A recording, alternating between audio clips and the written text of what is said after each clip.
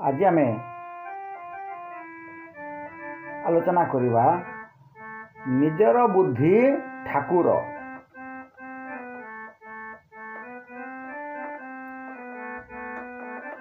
थरे कौन है दले बेंग तीर्थ करी जीवा पई बाहरिले।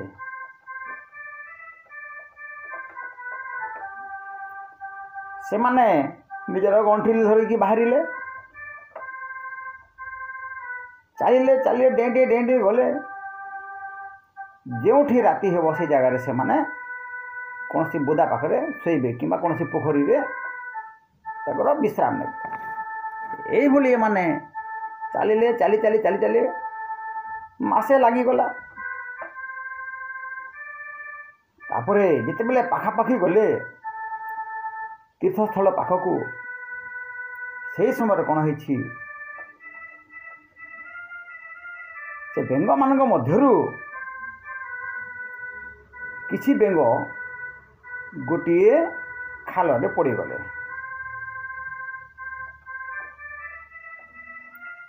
से खालटा टिके गभीर थिला, गभीर थिबारु से माने बाहरिबा पई चेष्टा कले किंतु बाहरी पारले नहीं।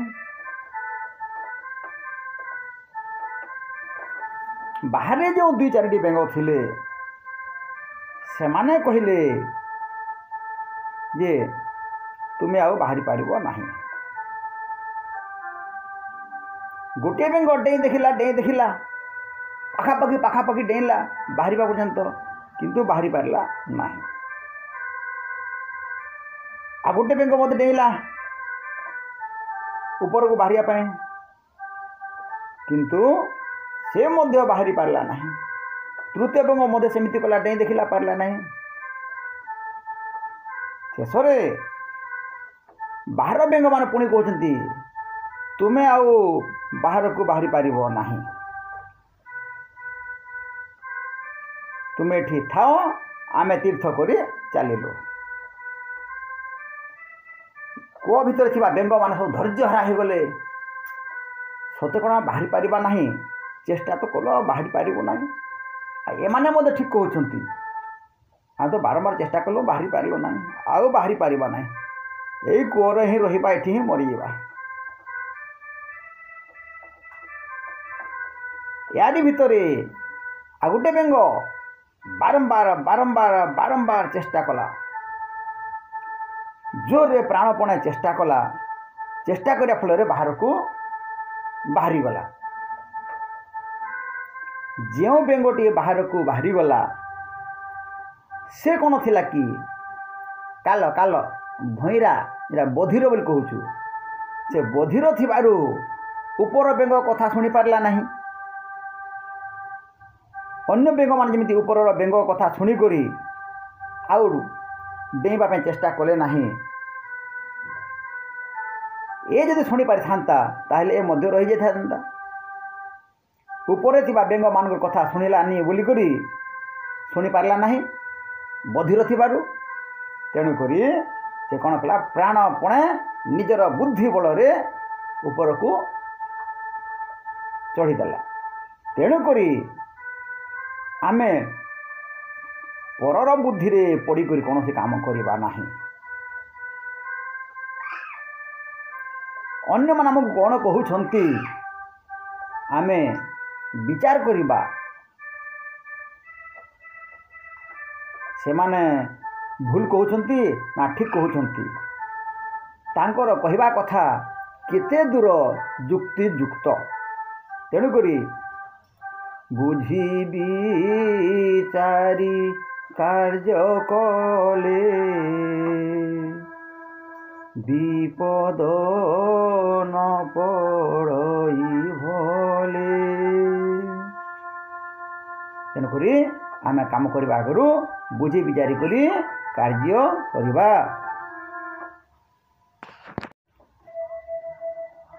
थरे दले पेंपुड़ी थिले ପିମ୍ପୁଡ଼ି ମାନେ ବିଚାର କଲେ ଆମେ ଆଖୁ ଚାଷ କରିବା। ଗୋଟିଏ ପଡ଼ିଆକୁ ସଫା କଲେ ଆଉ ତା ଚାରିପଟେ କ'ଣ କଲେ ବାଡ଼ ଘେରେଇ ଦେଲେ ଏବଂ ଆଖୁ ଚାଷ କଲେ। ବର୍ଷା ହେଲା, ଧୀରେ ଧୀରେ ଆଖୁ ମଧ୍ୟ ବଢ଼ିବାରେ ଲାଗିଲା। ଆଖୁ ତ ସୁନ୍ଦର ଭାବରେ ଲଗେଇଲେ, ଧୀରେ ଧୀରେ ଆଖୁ ବଡ଼ ହେଲା। এইଭଳି ଧୀରେ ଧୀରେ ମାର୍ଗଶିର ପୌଷ ମାସ ହେଲେ ଏମାନେ ଆଖୁ ଅମଳ କରିବେ। ଠିକ୍ ପୌଷ ମାସରେ କ'ଣ ହେଇଛି, ହାତୀଟିଏ ଆସିଲା। ଗୋଟେ ବୁଲି ବୁଲି ଯାଉଛି ହାତୀଟିଏ। ଯେ ପିମ୍ପୁଡ଼ି ମାନେ କ'ଣ କରୁଛନ୍ତି, ଯେଉଁ ଆଖୁ ଚାଷ କରୁଛନ୍ତି, ଗୋଟେ ପାତି ମାଙ୍କଡ଼କୁ ସିକ୍ୟୁରିଟି ଗାର୍ଡ଼ କରୁଛନ୍ତି, ଜଗେଇଛନ୍ତି। ଜଗୁଆଳି କହିଲେ ଯେ ପାତି ମାଙ୍କଡ଼ ଭାଇ, ତୁମେ এই ଚମ୍ପା ଗଛରେ ଥାଇକରି ନଜର ଦେବ, ଆମର ଆଖୁକୁ କିଏ ଖାଇବେ ନାହିଁ। ଏବଂ ଆଖୁ ଯେତେବେଳେ ପାକଳା ହେଇଗଲେ ଆମେ ସମସ୍ତେ ମିଳିମିଶି ଖାଇବା।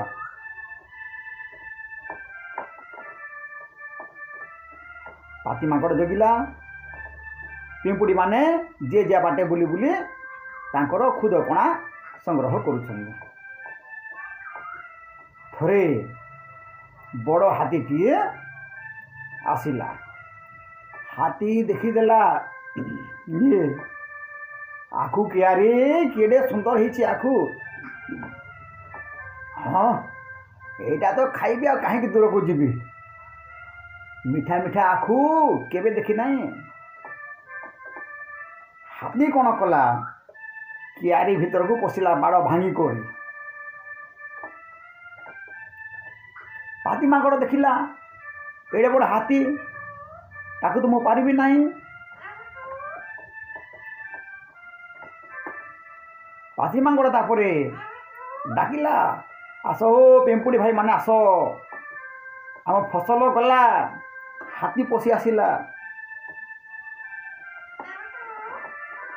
ହାତୀ ଆସିଗଲା, ସବୁ ନଷ୍ଟ କରିଦେବ। ଆସ, ଆମ ପରିଶ୍ରମ ବୃଥା ହେଇଗଲା। ଏହାପରେ ପିମ୍ପୁଡ଼ି ମାନେ ଯିଏ ଯେଉଁଠି ଥିଲେ ଡକା ହକା ହେଇକରି ଦଳ ବଳ ପଳେଇ ଆସିଲେ। ଦେଖିଲେ ପିମ୍ପୁଡ଼ି ମାନେ ଯେ କେଡ଼େ ବଡ଼ ଜୀବଟିଏ। ପିମ୍ପୁଡ଼ି ମାନେ କଥା ହେଲେ, ଆରେ ଆମେ ଏଡ଼େ ଜୀବ ତ ଦେଖି ନାହିଁ, କ'ଣ କରିବା? ଯଦି ଆମକୁ ଦଳି ଦେବ ଆମେ ମରିଯିବା। ପିମ୍ପୁଡ଼ି ମାନେ କଥା ହେଲେ, ନାହିଁ, ଆମେ କେବେ ହେଲେ ମଧ୍ୟ ଧୈର୍ଯ୍ୟ ହରା ହେବା ନାହିଁ, ସାହସ ହରାଇବା ନାହିଁ। ଏକତା ହିଁ ବଳ, ବୁଦ୍ଧି ଯାହାର ବଳ ତାହାର। ଚାଲ ସମସ୍ତେ ଆକ୍ରମଣ କରିବା। ଏମିତି ଆକ୍ରମଣ କରିବା, ହାତୀ ଆମର କିଛି କରିପାରିବ ନାହିଁ। ଏହାପରେ ହାତୀ ତ କ'ଣ କରୁଛି, ଆଖୁ ଖାଉଛି। ପିମ୍ପୁଡ଼ି ମାନେ କ'ଣ କଲେ, ସମସ୍ତେ ଏକାଥରକୁ ହଜାର ହଜାର ପିମ୍ପୁଡ଼ି ଚଢ଼ିଗଲେ ହାତୀ ଉପରକୁ। କିଏ ଗୋଡ଼ରେ କାମୁଡ଼ିଲା, କିଏ ଲାଞ୍ଜରେ କାମୁଡ଼ିଲା, କିଏ କାନରେ କାମୁଡ଼ିଲା, କିଏ କାନ ଭିତରେ ପଶିଗଲା, କିଏ ନାକ ଭିତରେ ପଶିଗଲା। ଏମିତି ଭାବରେ ହାତୀକୁ କାମୁଡ଼ି ଦେଲେ, ହାତୀ ଆଉ ସମ୍ଭାଳି ପାରିଲା ନାହିଁ। ତାକୁ ଯେମିତି ହଜାର ହଜାର ଇଞ୍ଜେକ୍ସନ୍ ଦେଲା ଭଳି ଲାଗିଲା। ହାତୀ ତାପରେ ଛଟପଟ ହେଇଗଲା ଏବଂ ପ୍ରାଣ ବିକଳରେ ସେ କଣ୍ଟା ବାଡ଼ ଦେଇକରି ସେ ବାହାରକୁ ପଳେଇବାରୁ ହାତୀର ପିଠିରୁ ପୁଣି ଡେଇଁ ପଡ଼ିଲେ କେଉଁମାନେ, ପିମ୍ପୁଡ଼ି ମାନେ। ଯିଏ ଯେଉଁଠି ଥିଲେ ସେମାନେ ତଳକୁ ଖସି ପଡ଼ିଲେ ଏବଂ ପୁଣି ଆସିଲେ ଆଖୁ କିଆରି ଭିତରକୁ। ତାଳି ବଜେଇ ବଜେଇ ନାଚିଲେ। ପାତି ମାଙ୍କଡ଼ ନାଚିଲା। ଆଉ ସମସ୍ତେ କହିଲେ, ଦେଖ କେଡ଼େ ବଡ଼ ଜୀବକୁ ଆମେ ବାହାର କରିଦେଲୁ। ପ୍ରକୃତରେ ଏକତା ହିଁ ବଳ। ଆମେ ଯଦି ଏକ ହୋଇନଥାନ୍ତୁ, ଏକାଠି ହୋଇନଥାନ୍ତୁ, ଆମେ ହାତୀକୁ ଘୋଡ଼େଇ ପାରିନଥାନ୍ତୁ। ଦେଖିଲ, ଛୋଟ ଛୋଟ ଜୀବ, ଆମେ ଛୋଟ ପିମ୍ପୁଡ଼ି ହେଲେ ମଧ୍ୟ ଆମେ ଏକାଠି ହେଲୁ ବୋଲିକରି ହାତୀକୁ ବାହାର କରିଦେଲୁ।